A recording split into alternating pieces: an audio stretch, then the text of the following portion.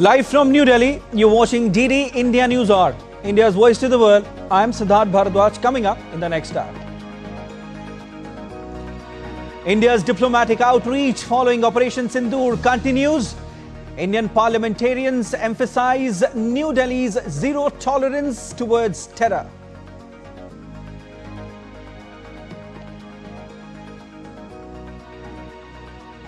Prime Minister Narendra Modi inaugurates projects, lays foundation of multiple development ventures worth $5.7 billion in Bihar, says vows taken in state to punish terrorists fulfilled.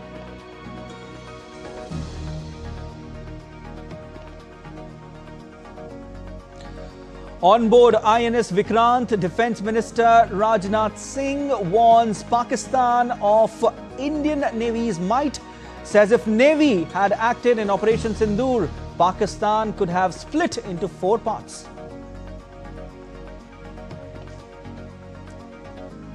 Israeli Prime Minister Benjamin Netanyahu says Israel accepts Witkoff's new Gaza truce proposal. Hamas says new US-backed truce proposal does not meet demands.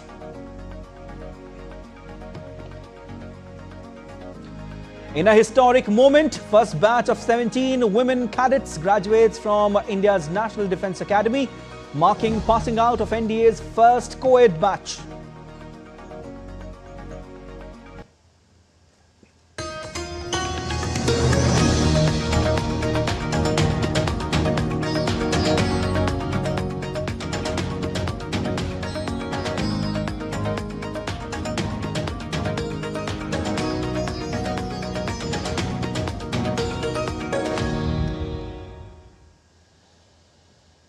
India's diplomatic outreach following Operation Sindoor continues, with Indian MPs across party lines underlining India's commitment to countering terrorism and deepening cooperation. After concluding their diplomatic visit to South Africa,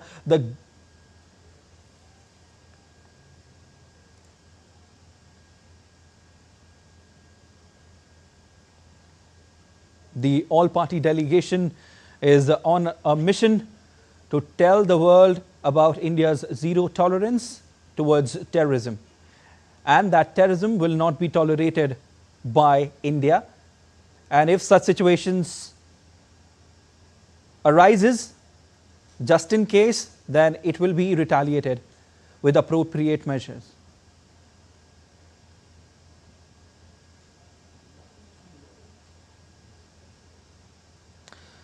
India's diplomatic outreach following Operation Sindoor continues, with Indian MPs across party lines underlining India's commitment to countering terrorism and deepening cooperation. After concluding their diplomatic visit to South Africa, the Group 7 all-party delegation led by NCP-SCP MP Supriya Sule departed for Addis Ababa, Ethiopia on Friday. The delegation, which also included Rajiv Pratap Rudy and Anurag Singh Thakur, held a series of meetings involving political leaders, think tanks and the Indian diaspora at India House in Pretoria, the administrative capital of South Africa. BJP MP Anurag Thakur emphasized the global support India has received in light of repeated terror attacks. We all have very packed schedules and traveling from one place to another, conveying the message of 1.4 billion Indians that we stand together as we are the victim of cross-border terrorism. And the message is very loud and clear. Whatever we have seen from the reports, that anywhere the other delegations have gone on the issue of terrorism, majority of the people have come in favor, because it is not a threat only to India, but a threat to the world. All right, and India's Dibendu Model joins us live from Riga for more updates. Hi Dibendu, you're in Latvia right now. Tell us, what are the key areas that are being focused on, and what is the response from the other side, Dibendu?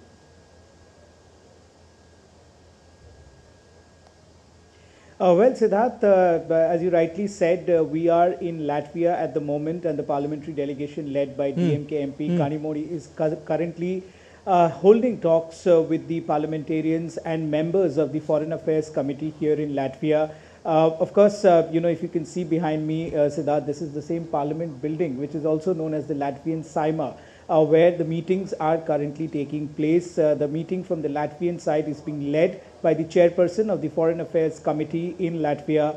So, of course, the talks which the Indian side is carrying the message of the Indian government as well as the people of India is about the ghastly terrorist attack that happened in Pahalgam, and where we lost 26 innocent civilians who were shot in broad daylight. So, of course, the message of terrorism is being condemned unequivocally, not just here in Latvia, but across the world. In fact, globally, wherever our delegations have gone, unequivocally, all the countries have condemned terrorism in all forms. So is the case here in Latvia, where the delegation from the Latvian side have, in strong words, condemned terrorism, and of course, also with the fact that India's Operation Sindoor, which led to the precision strike in the terror camps within Pakistan as well as Pakistan-occupied Kashmir, have been, applauded by many countries where the delegation is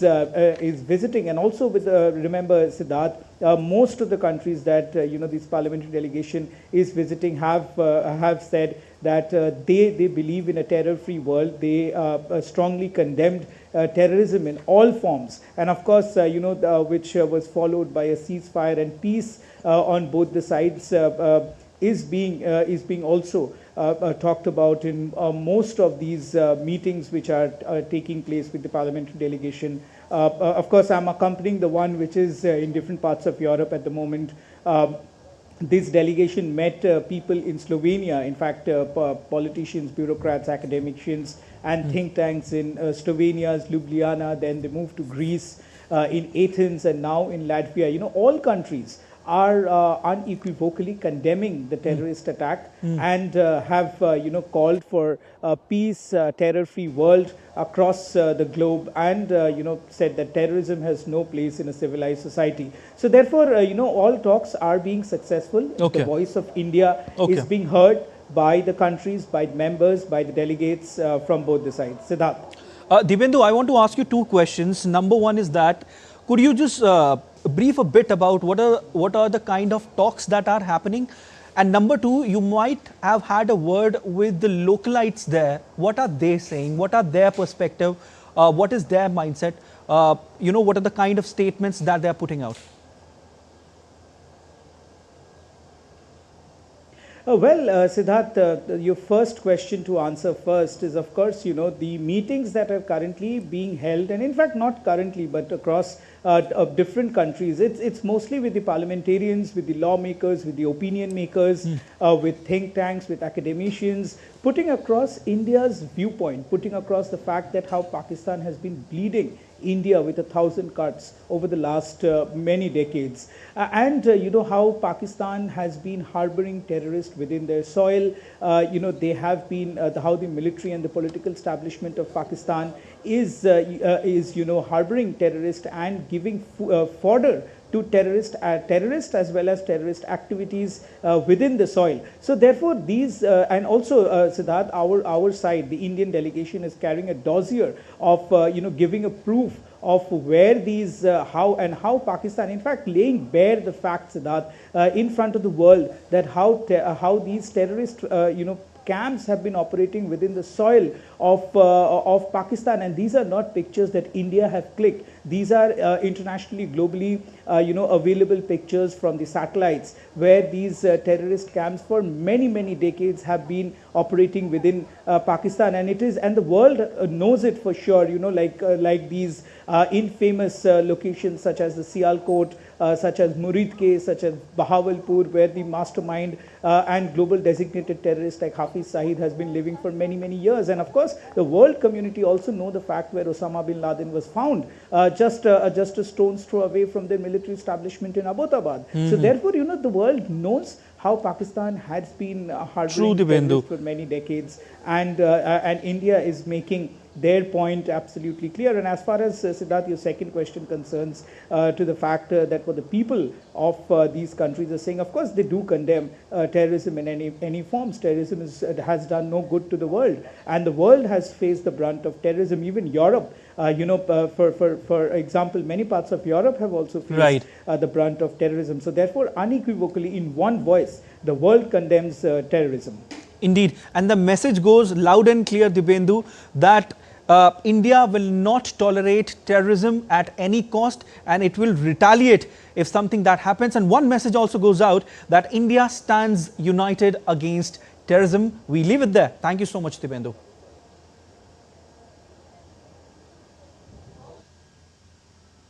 The all-party delegation led by DMK MP Kanimori, who is in Riga, Latvia, held meetings with delegations from Latvia in the Latvian Saeima Parliament. The delegation from the Latvian side is being led by chairperson in the Foreign Affairs Committee in the Latvian Parliament.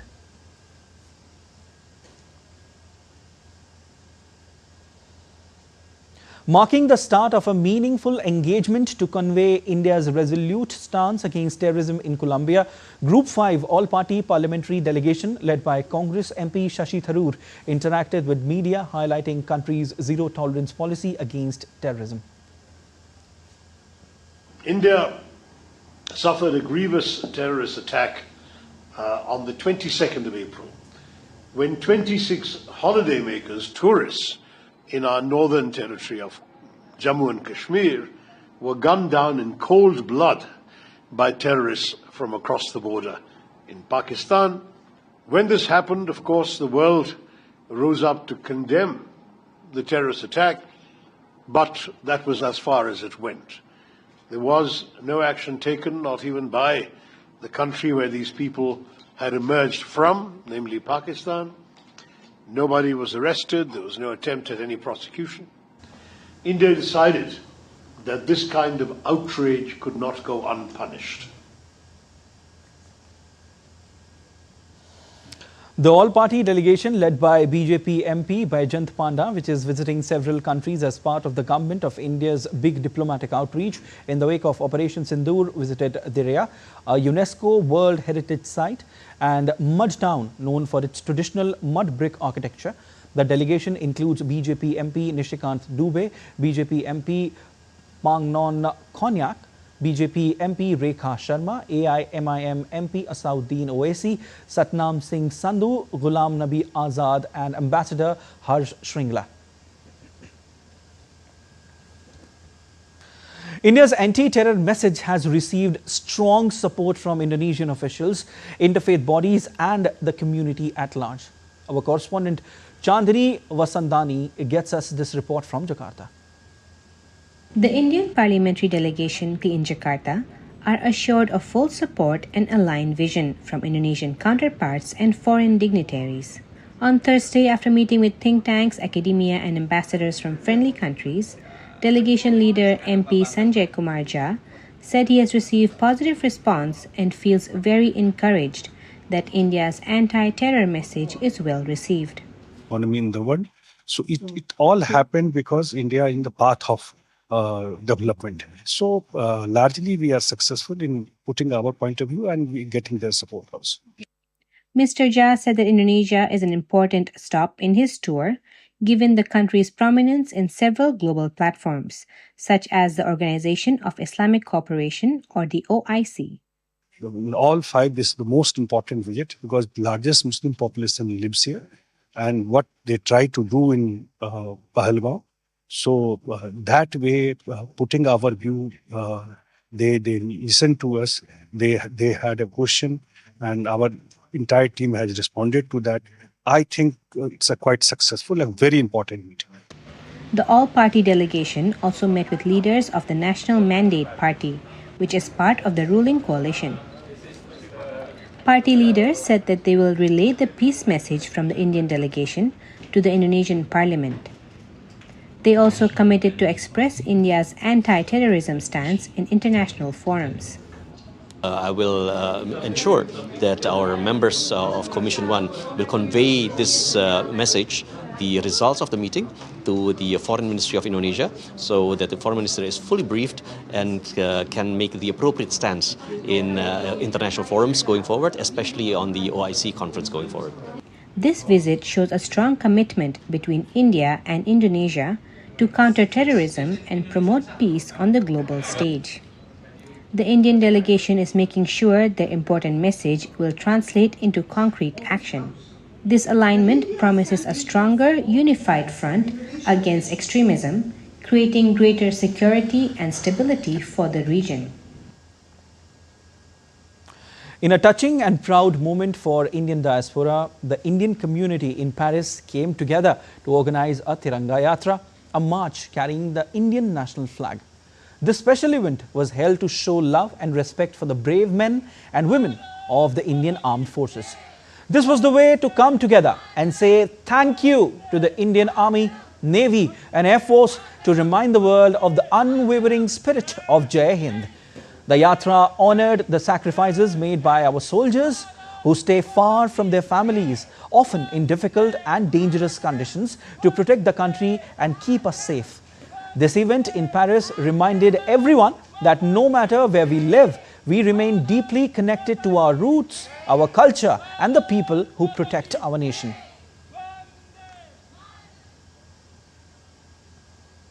I am here to celebrate the victory of our armed forces against our neighbor country who creates the terrorist attack quite frequently in India. So we are here to support our armed forces, our government and our country. On behalf of our community, I am here to protest against the terrorism and support our... This is to thank Indian Army, to thank Indian leaders that they gave us this opportunity actually to celebrate that victory. Whatever we had in Pahalgam, that was unfortunate. So my message is to my Indian government is to that we are not with you physically there, but we are emotionally and we are very connected to our country, and we are proud to be Indian, and we all are together against terrorism. Still to come on DD Indian News Hour. Donald Trump's tariffs to remain in effect for now as US appeals court stays blocking order. World leaders set for high-stakes NATO summit in The Hague amid rising global tensions. And French President Emmanuel Macron to kick off Singapore Security Conference Shangrila Dialogue today.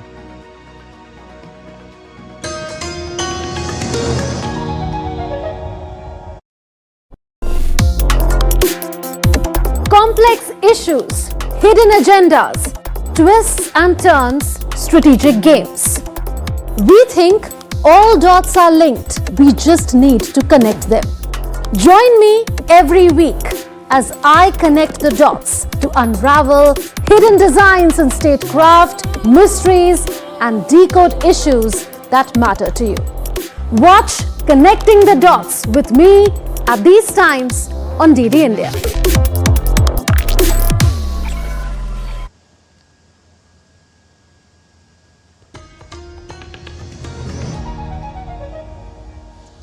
You're watching DD Indian News Hour. I'm Siddharth Bharadwaj. Moving on to West Asia, a US plan for Gaza proposes a 60-day ceasefire and the release of 28 Israeli hostages alive and dead in the first week in exchange for the release of 1,236 Palestinian prisoners and the remains of 180 dead Palestinians. The document, which says the plan is guaranteed by US President Donald Trump and mediators Egypt and Qatar, includes sending humanitarian aid to Gaza as soon as Hamas signs off on the ceasefire agreement. The aid will be delivered by the United Nations, the Red Crescent and other agreed channels. As per Israeli media, Prime Minister Benjamin Netanyahu told the families of hostages held in Gaza that Israel had accepted a deal presented by US.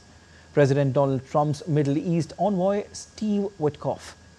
Netanyahu's office did not confirm the reports, but White House spokeswoman Caroline Leavitt told reporters in Washington that Israel had signed off on the proposal. The proposal in its initial phase would include a 60-day ceasefire and humanitarian aid flowing through UN-run operations. I can confirm that Special Envoy Witkoff and the President submitted a ceasefire proposal to Hamas that Israel backed and supported. Israel signed off on this proposal before it was sent to Hamas. I can also confirm that those discussions are continuing, and we hope that a ceasefire in Gaza will take place so we can return all of the hostages home, and that's been a priority from this administration from the beginning. I won't comment further as we are in the midst of this right now. Israel has insisted that Hamas disarm completely and be dismantled as a military and governing force, and that all 58 hostages still held in Gaza must be returned before it will agree to end the conflict. Hamas has rejected the demand to give it weapons and says Israel must pull its troops out of Gaza and commit to ending the conflict. Meanwhile, a Hamas official has said that a new Israeli-approved US plan for Gaza truce fell short of its demands, but the group was still reviewing it. Bassem Naim of Hamas's political bureau said Israel's response meant the continuation of killing and famine. He added it does not meet any of our people's demands, foremost among them halting the war and famine. US President Donald Trump will be holding a press conference with billionaire and Tesla CEO Elon Musk later today. Musk's tenure in the administration is ending today. President Trump earlier on Thursday in a social media post has praised Elon Musk. He called him terrific and said that although it is the last day for Musk, but he will always be with the administration and be helping all the way. Elon Musk's 130-day mandate as a special government employee in the Trump administration was set to expire around May 30th. The administration has said DOGE's efforts to restructure and shrink the federal government will continue. A federal appeals court on Thursday granted the Trump administration's request to temporarily pause ruling from the Court of International Trade that invalidated Trump's reciprocal tariffs and other duties. The United States Court of Appeals for the Federal Circuit in Washington said it was pausing the lower court's ruling to consider the government's appeal and ordered plaintiffs in cases to respond by June 5 and the administration by June 9. This comes a day after 3 judges ruled Trump overstepped his authority in imposing global tariffs and gave the White House 10 days to halt the import taxes. White House advisor Peter Navarro, in fact, said Trump administration is ready to take its appeal to the Supreme Court. Navarro said that US tariffs would remain in place for now and that the administration is still in talks with other countries to continue trade negotiations. The tariffs remain in place. The court told us, they didn't all but tell us, they told us go do it another way. So you can assume that even if we lose, we will do it another way. And I can assure the American people that the Trump tariff agenda is alive, well, healthy, and will be implemented to protect you, to save your jobs and your factories, and to stop shipping foreign wealth, our wealth into foreign hands.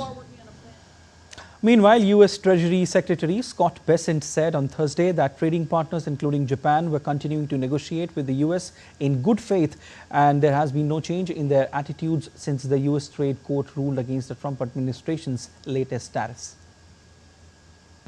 Brett, we have not seen any of that in terms of our trading partners.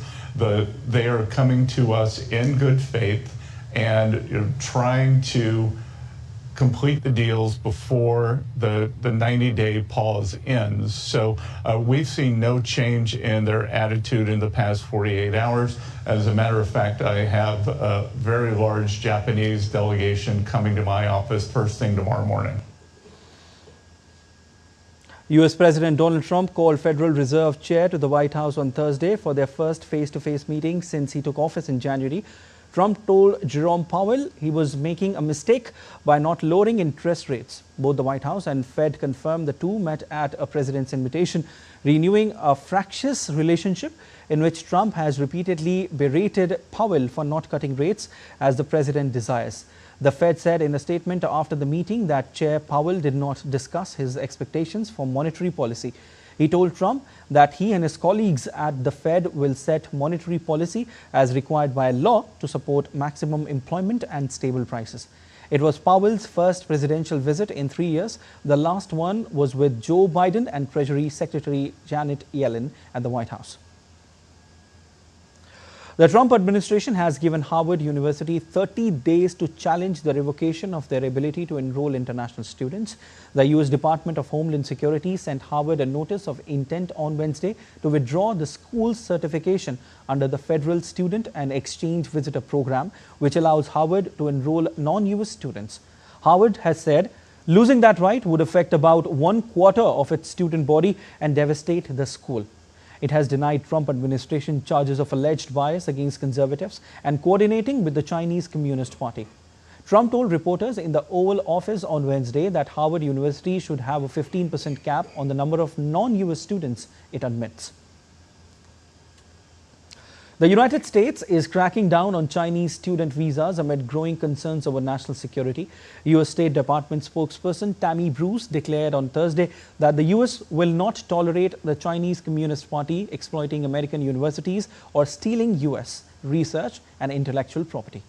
At a State Department briefing, Bruce withheld exact numbers but confirmed that visas would be aggressively revoked for those deemed threats.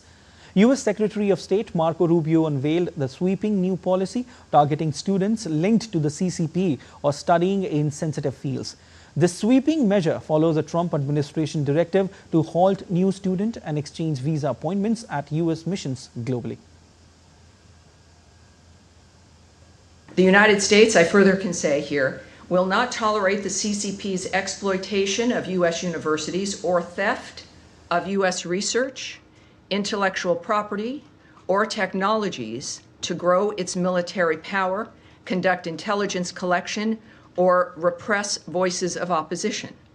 The Trump administration is focused on protecting our nation and our citizens by upholding our national security and public safety through our visa process, obviously very openly and transparently applied by Secretary Marco Rubio. World leaders are gearing up for a crucial NATO summit in The Hague. With global security challenges mounting, this meeting will focus on strengthening alliances, boosting defense strategies, and addressing emerging threats. As tensions rise in various regions, NATO's role in maintaining stability has never been more critical. What can we expect from this upcoming high-stakes summit? Mark Limburg reports from The Hague. Here in The Hague at the World Forum, the stage is set for what promises to be one of the most crucial NATO summits in recent years. In June, world leaders, defense ministers and top military officials will gather here to discuss pressing security issues, from strengthening collective defense to NATO's role in an increasingly volatile world. With tensions in Eastern Europe, rising concerns over maritime security and an increasing focus on cyber threats, this summit will shape the alliance strategy for years to come.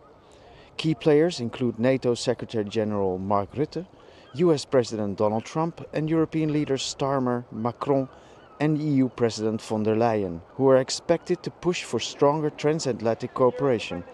The presence of Indo-Pacific partners is also a major talking point as NATO looks beyond its traditional borders to address global security challenges.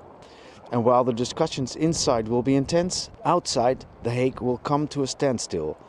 The area around the World Forum will be locked down with road closures, heightened security and restricted access stretching across parts of the city. Dutch authorities will deploy additional police and military personnel to ensure the safety of the delegates, which will make this one of the most secure zones in the Netherlands. With so much at stake, all eyes are on The Hague as NATO leaders define the future of global security. Reporting from the site of the upcoming NATO summit in The Hague, the Netherlands, this is Mark Limburg for DD India. The United States called on Russia at the United Nations Security Council on Thursday to accept a comprehensive ceasefire proposal in Ukraine, calling it Russia's best possible outcome. Speaking at the Security Council, acting Deputy U.S. Ambassador John Kelly said, if Russia makes the wrong decision to continue this catastrophic war, the United States will have to consider stepping back from our negotiation efforts to end this conflict. However, he cautioned that if Russia's aggression continues, the U.S. may be compelled to withdraw from peace talks and implement stricter sanctions. If Russia makes the wrong decision to continue this catastrophic war, the United States will have to consider stepping back from our negotiation efforts to end this conflict. To be clear, In doing so, we would not be abandoning our principles or our friends. Rather, we would be recognizing Russia's refusal to work with us toward a desirable outcome. As President Trump has made clear, we want to work with Russia, including on this peace initiative and an economic package. There is no military solution to this conflict. The deal on offer now is Russia's best possible outcome. President Putin should take the deal. We will call on both Russia and Ukraine to make the difficult, historic decision to pursue peace. The responsibility of ending this war ultimately lies with them. If one side proves unable or unwilling to do so, it will own the consequences. The Swiss village of Blatten was partly submerged on Thursday following the collapse of the Birch Glacier in Switzerland's southern Valais region. Rescue teams, aided by dogs and thermal drones, looked for a missing 64-year-old man but did not find him. The search was suspended due to unstable debris. Experts warned of potential flooding as massive debris piles blocked the river Lotsa, causing a large lake to form. The Swiss army is monitoring the situation closely. A deluge of ice, mud and rock crashed down a mountain on Wednesday, engulfing some 90% of the village of Blatten. Its 300 residents had already been evacuated earlier in May after part of the mountain behind the Birch Glacier began to crumble. Meanwhile, the satellite images of the area show the village before and after the glacier collapse, with about 90% of it covered by the landslide. The images reveal most buildings buried and the Lotsa River blocked, forming a small lake. And still to come on DD India News Hour. President Draupadi Murmu presents National Florence Nightingale Awards 2025 to nurses at Rashtrapati Bhavan. India's Foreign Secretary Vikram Misri meets business leaders in US, focuses on tech and trade cooperation. And India and European Union to carry out mega naval exercise in Indian Ocean in June.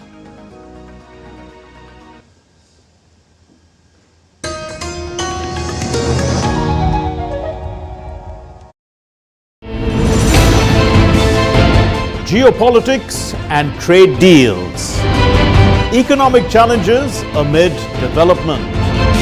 Hard work and the path to prosperity. It's the economy, always. Between walkers, money is what money does and says. Supply creates its own demand. Between the bulls pulls and bears tears. When supply chains globalization and India rises to the podium. We'll get you centered with the economic brief at 8 p.m. every Thursday on DD India.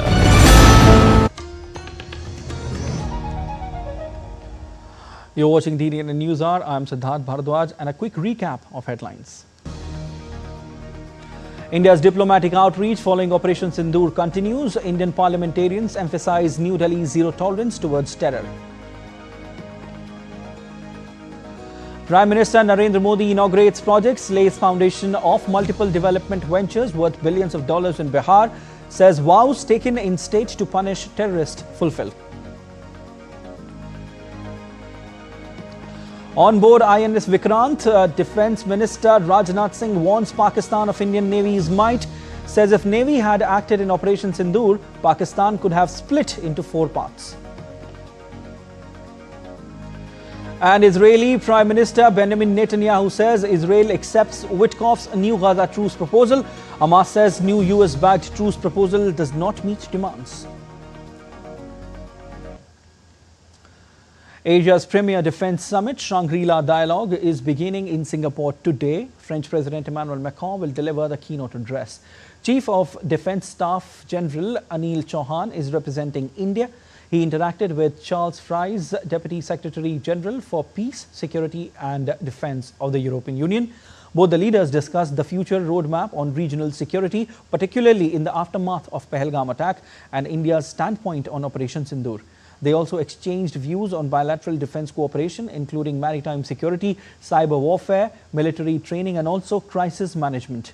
The deliberations underscore the shared commitment to security and stability towards ensuring peace and tranquility in the Indo-Pacific and IOR. Various defense ministries, military chiefs, policymakers and strategic experts from across the globe will be discussing pressing regional security challenges and formulate fresh approaches. Ahead of the annual Shangrila Dialogue, US Defense Secretary Pete Hegseth met his Australian counterpart Richard Marles on Friday. Hegseth stated that relationship with Australia remains exceptionally strong and resilient. Pentagon officials urged Australia to raise its defense spending to 3% of GDP, but Australian Prime Minister Anthony Albanese stated that the government would increase it to 2.4% and focus on enhancing military capability and regional partnerships.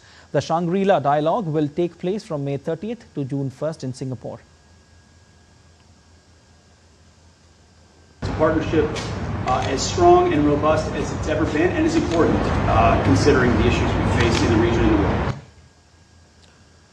In Bangladesh, the Jatiya Party condemned an attack on the Rangpur residence of its chairman, GM Khader, blaming the interim government for failing to ensure the safety of Bangladesh and its people. The party's Secretary General, Mohammad Mujibul Haq Chinnu, warned that attacks on GM Khader and the Jatiya Party will be met with strong public retaliation, and those responsible for causing unrest through mob violence will eventually face consequences themselves. The party has demanded the immediate arrest of those responsible, calling for exemplary punishment to be ensured. Jatiya Party leaders blamed the anti-discrimination student movement and National Citizen Party for the attack that occurred at Khader's Skyview residence in Rangpur's Sainpara on Thursday.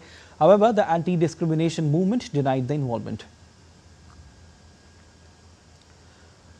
While chairperson of Bangladesh Nationalist Party and former Prime Minister of Bangladesh, Khaleda Zia, said that democracy in Bangladesh is being obstructed at every step. She was speaking at an event marking the 44th death anniversary of party founder Zia Rahman. She urged BNP leaders, activists and the people to come forward with a vow to restore democracy in Bangladesh. Meanwhile, BNP acting chairperson Tariq Rahman urged young activists to get ready to ensure the next national election is held by December. Let's take a look at other stories making news around the world.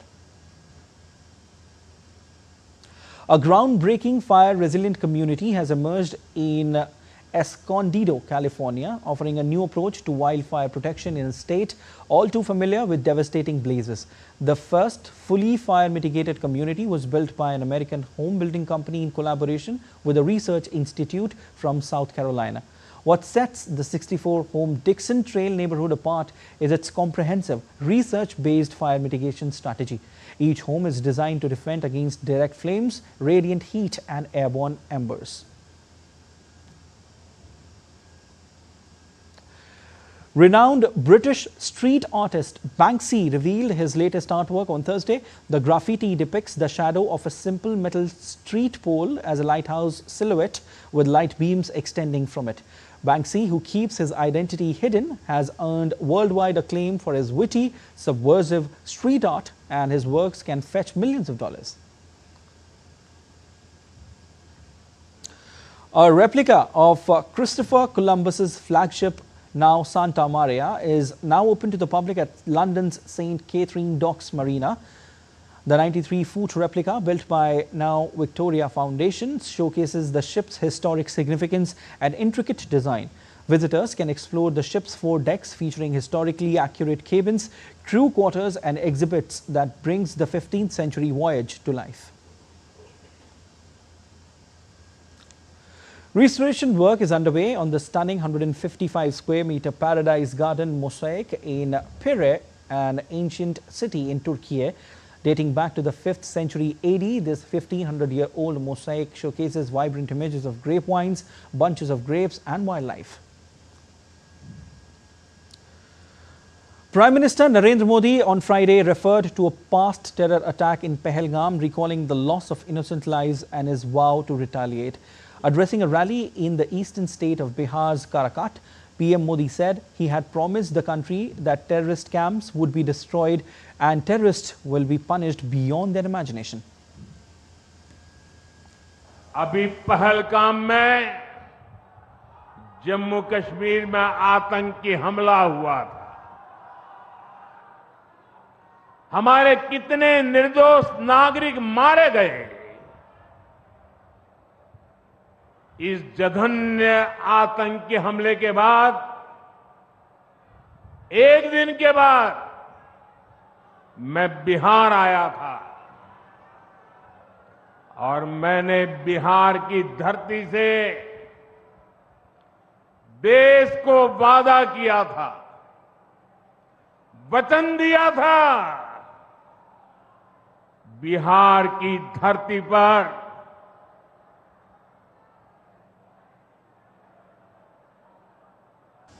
आंख में आंख मिलाकर हमने कह दिया था, आतंक के आकाओं के ठिकानों को मिट्टी में मिला दिया जाएगा।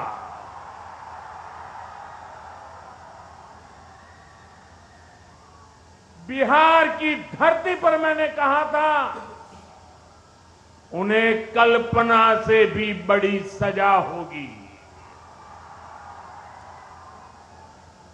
आज जब मैं बिहार आया हूं तो अपने वचन पूरा करने के बाद आया हूं। Prime Minister Narendra Modi laid the foundation stone dedicated to the nation multiple development projects worth over $5.7 billion at Karakat. These projects will boost industrial growth, create job opportunities and provide affordable electricity in the region.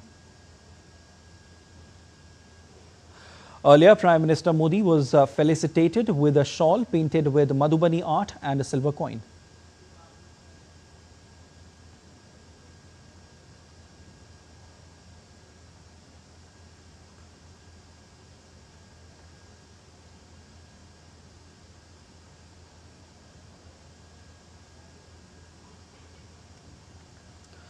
Upon his arrival, PM Modi held a roadshow and greeted people at the public meeting in Bihar.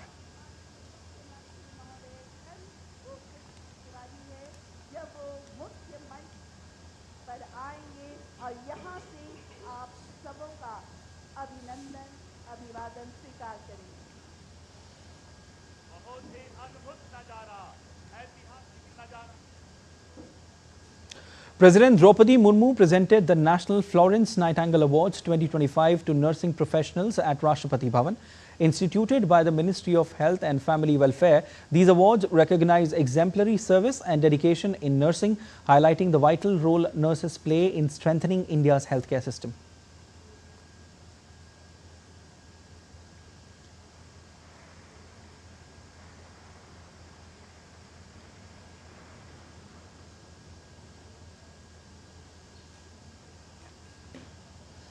Defence Minister Rajnath Singh aboard India's first indigenously built aircraft carrier INS Vikrant on Friday warned Pakistan of the Indian Navy's unmatched strength, stating that had the Navy joined its sister forces in active combat during Operation Sindoor, Pakistan would have faced a worse outcome than in 1971, surmising that it could have been divided into 4 parts.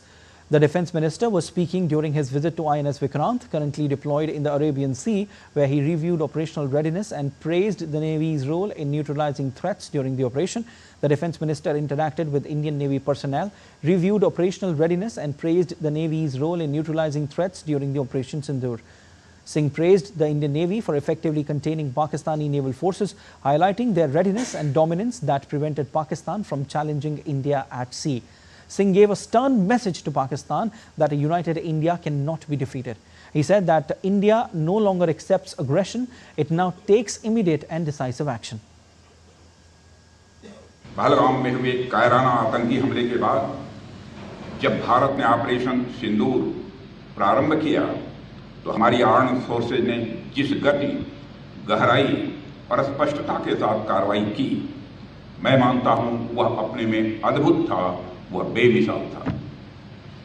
उसने न केवल आतंकवादियों की बल्कि उन्हें पालने पोसने वाले सरपरस्तों को भी स्पष्ट संदेश दे दिया है कि भारत अब सहन नहीं करता है, भारत अब सीधा जवाब देता है। जब उसी समय में हमने पाकिस्तान के आतंकी अड्डे और उसके इरादों को ध्वस्त कर दिया। हमारा प्रहार इतना तगड़ा था कि पाकिस्तान पूरी दुनिया से भारत को रोकने की गुहार लगाने लगा। Defence Minister's interaction with INS Vikrant's crew comes on the heels of heightened tensions with Pakistan after India retaliated to Pahalgam attack, which took place on 22nd of April, where 26 innocent people were killed by terrorists. His visit is seen as a morale booster for the forces. Union Home Minister Amit Shah on Friday asserted that the development of Jammu and Kashmir, which he said began in 2014 under Prime Minister Narendra Modi, will not stop or slow down despite recent provocations, and warned that those attempting to harm India will face a strong and decisive response. Delivering a message of reassurance and resolve from the border district of Poonch, Shah said the pause in development caused by recent disturbances is only momentary and the Union Territory's progress will soon regain its momentum. The Home Minister also met families affected by the recent Pakistani shelling and distributed appointment letters to the next of kin of civilians killed during the attacks. The Home Minister also interacted with Border Security Force personnel at their unit headquarters in Khanetar, praising their role in Operation Sindoor. Bolstering cooperation in defence, trade and technology alongside addressing key regional global developments, India's Foreign Secretary along with Deputy NSA Pawan Kapoor met US Under Secretary of Defence Elbridge Colby. In a social media post, Elbridge Colby said the US-India alliance is on fundamentally strong ground based on shared interests and mutual respect. He said Department of Defence is striving hard to elevate defence cooperation as part of its critical partnership. Earlier, Foreign Secretary also interacted with the leading US think tank experts. Wide-ranging discussions covered India-US cooperation in key sectors. During his visit to the United States, Foreign Secretary Vikram Misri also had an engaging discussion with business leaders at a roundtable hosted by US-India Strategic Partnership Forum. In his address, Foreign Secretary Misri emphasized the importance of G2G academia and industry collaboration to advance critical and emerging technology in defense and strategic domains, key to transforming the India-US partnership for the 21st century. And still to come on DD Indian News Hour. In Indian Premier League, Gujarat Titans and Mumbai Indians are set to lock horns in eliminator.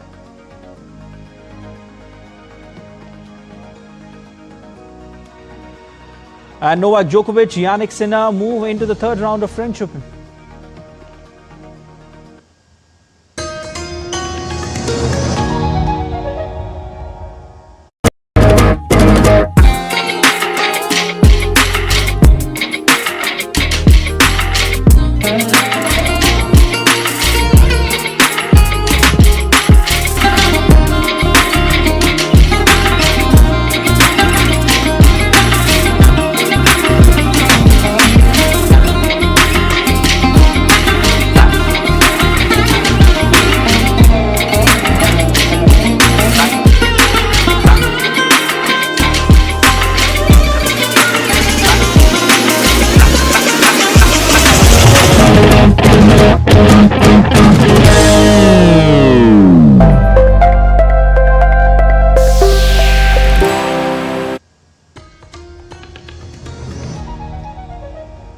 You're watching DD India News Hour. I am Siddharth Bharadwaj. India's National Defence Academy marked a historic moment during its 148th passing out parade on Friday as the first group of women cadets officially graduated.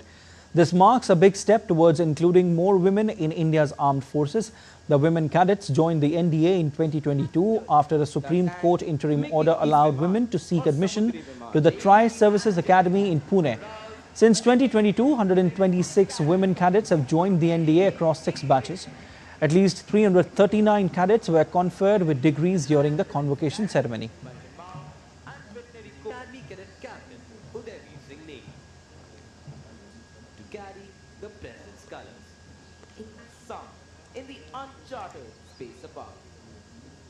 It is just amazing to be an ex-NDA. I had extremely iota of idea regarding NDA because there is no one from defense background in my family. When I joined, it was all new. It was like every day was a new box of a new box of surprises. Every day something new, every day learning. I was preparing for JMIN and then I was told by one of my friends that NDA is open for females as well. This best part is meeting these 17 female cadets. These are my NDA. It was a roller coaster ride, ups and downs, highs and lows, but it is fabulous to be here, part of this fabulous academy. This academy teaches a lot of things, which actually matters. I'm very much proud to be part of NDA. Now I'm an ex-NDA and I'm very happy today. Amplifying the message of women empowerment in the Indian Armed Forces, the 2 young naval officers have returned successfully circumnavigating the globe. The 2 officers have covered this journey in 8 months. DD India correspondent Vishal Baristo caught up with the Tarini crew and their mentor in Goa. Behind me is Tarini, and with me are the 2 lieutenant commanders of Indian Navy who have created a record. So you said mission accomplished was your first line. How does it feel today? It feels really great, satisfied to complete this mission. This epic journey, we have been committed to this since last 4 years. This is not just an 8 months journey for us. So we are really happy to complete this journey successfly. You said that you have lived your 7 lives in this journey. How does it feel? So that's how it felt like these 8 months, because this was the ultimate journey which we did. It felt like so much of experience, and which was fast-paced and tremendous in a short period of 8 months. So it felt like a lot of experience and life lived in those 8 months. So how does it feel? Yesterday the defense minister said, and also the naval chief said, that this signifies women empowerment. This opportunity was possible because of the Indian Navy and its program of Nari Shakti, where they have been giving opportunities to all women. The thing is, a lot of experiences were new for them. They've been to the Southern Ocean theoretically for the first time. And, they would hear a lot of creaking and groaning noises, or something going wrong, or the waves are too high, and they would call me once in a while. And I'll tell them it's okay, because I've been through that. If you compare your journey with them, how different is it and difficult is it? I think it was tougher for them, because there were 2 people in the boat. And with 2 people, it can get chaotic. When I go alone, I get more freedom to do what I want and take my own decisions. What they've achieved is incredible. One last question, torchbearer for future generations. How does it feel? I would like to say that everyone should take risk in life. The challenges are actually the fuel for you to grow. So you should take risk in life. So if you take risk, you will come to know your capabilities. Well, absolutely, you have to take challenges in life, because challenges are the fuel to grow. This is what the champion lady just spoke about. With cameraman Anil in Goa, this is Vishal Baristo for DD India. The European Union and India announced joint naval exercises in the Indian Ocean. The joint exercise schedule for June 1 to 3rd will involve Indian Navy warships and 2 frigates. The joint exercise will be focused on counter-piracy operations and enhanced communication to strengthen maritime security cooperation. The exercise involves Indian Navy ships and EU Naval Force frigates, aiming to boost maritime security cooperation. Both parties reaffirmed their commitment to a free, open, inclusive and rules-based maritime order in the Indo-Pacific region. Ambassador of the European Union to India said that the leaders of both sides have said, "We need to have a substantial free trade agreement agreed by the end of the year, and both sides are working hard to get there." You're watching DD India News Hour. Time now for sport. And Gujarat Titans and Mumbai Indians are all set to lock horns in a winner-takes-all in the eliminator on Friday. The Gujarat Titans wrapped up the season in 3rd place, boasting 9 wins out of 14 matches. Unfortunately, they come into this match after a loss to the Chennai Super Kings and will be missing Butler, who's out for this game. Kusal Mendes is stepping in to fill that gap.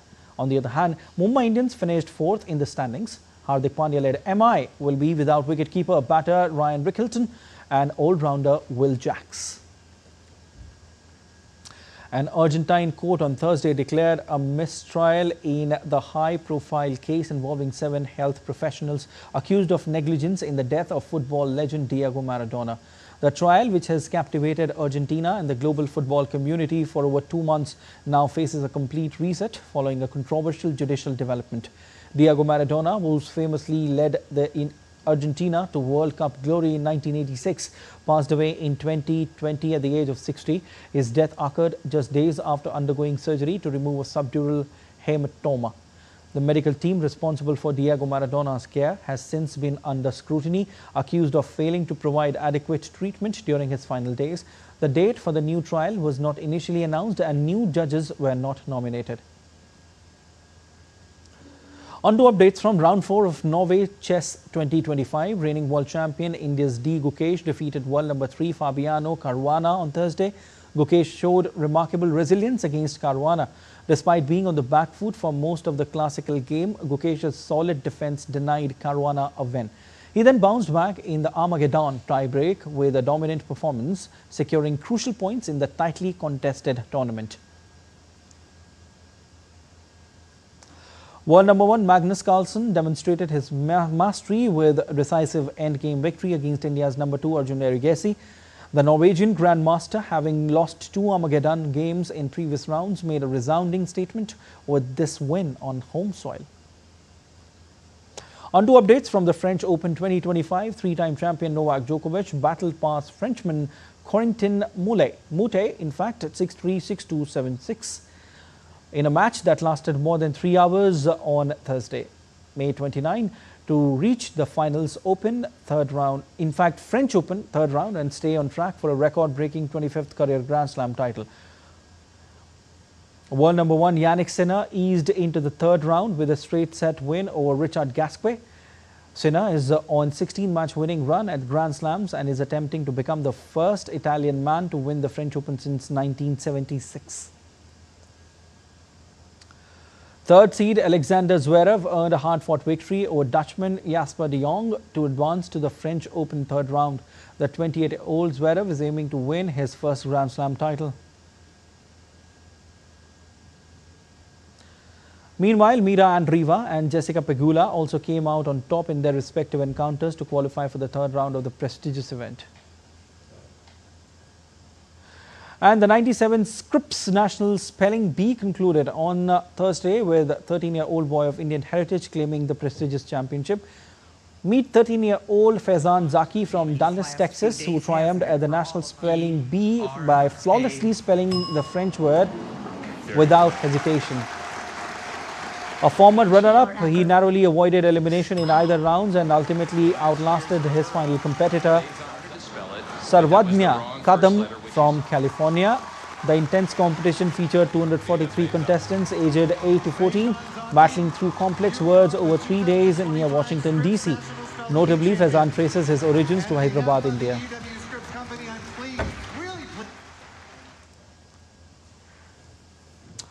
That's all for this edition of DD India News Hour, but let us know your thoughts on the news of the day. For those on the go, you can get all the latest news and updates from India and across the world on DD India mobile app. The app is available on both Android and iOS platforms, and you can scan the QR code on the screen to download now. We'll be back with more news as it breaks here on DD India. I'm Siddharth Bharadwaj from all of us here in Delhi. Thanks for watching DD India News Hour.